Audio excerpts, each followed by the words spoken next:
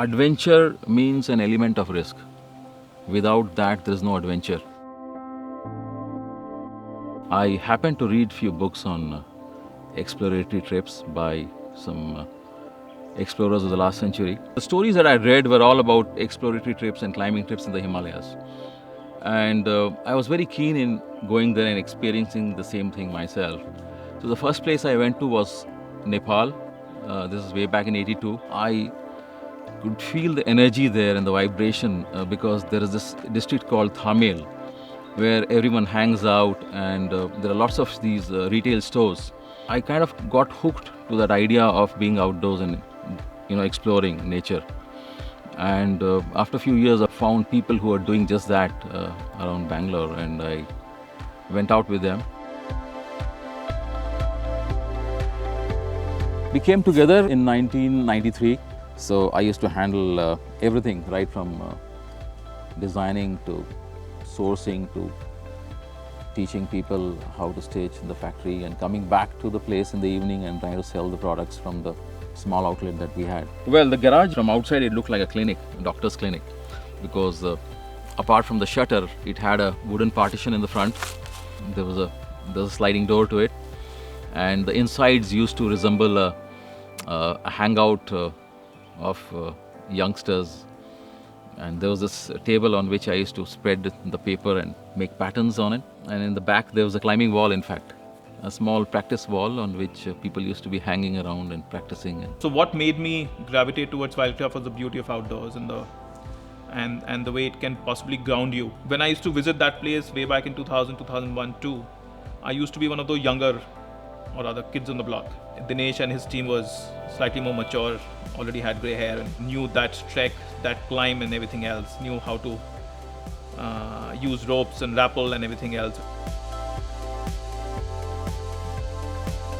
In one of those trips, we discussed whether I can be a part of Wildcraft's journey. I was too young and not too sure about whether this was a career for me, but definitely it was evolving as a hobby. Me and Gaurav, we were fresh out of college. I never wanted to be a part of a boxy corporate culture. I wanted to, be liberated out of that and be able to chart my own destiny. Gaurav happened upon this company called Wildcraft, and it sounded like a very intriguing idea to me. It's an industry I'd never heard of. That got both of us excited. Passion is something that was a common thread between the few of us who were running the show then. It was not to do with the comforts of daily life. It was not to do with having money in the bank. It was not to do with having the right talent working with you. This is something that we are passionate about, which is taking people out, exposing them to the world of outdoors, which individually and collectively all of us were very enamored with. I remember me and Gaurav early 2007 sitting at a bar, and I just finished a book called Pour Your Heart Into It by Howard Schultz. And I said, Gaurav, this is when we either need to take a call that we're going to do it or we're not going to do it. I think it was a leap of faith. As a hobby, it was well accepted. As a career, there was always question marks of the viability of whether there's a commercial opportunity in this space. So it was more to do with cultural change. It was more to do with timing it to the market well. So I think there was no grand plan or grand scheme of what we wanted to do with the Indian customer, but I think it evolved over a period of time, especially once Gaurav and me joined in full time in 2007. The challenges right from the beginning were plenty. Initial challenge was after I got people together was people in place was the basic raw material was not available here in India, or whatever was available was not up to the standard.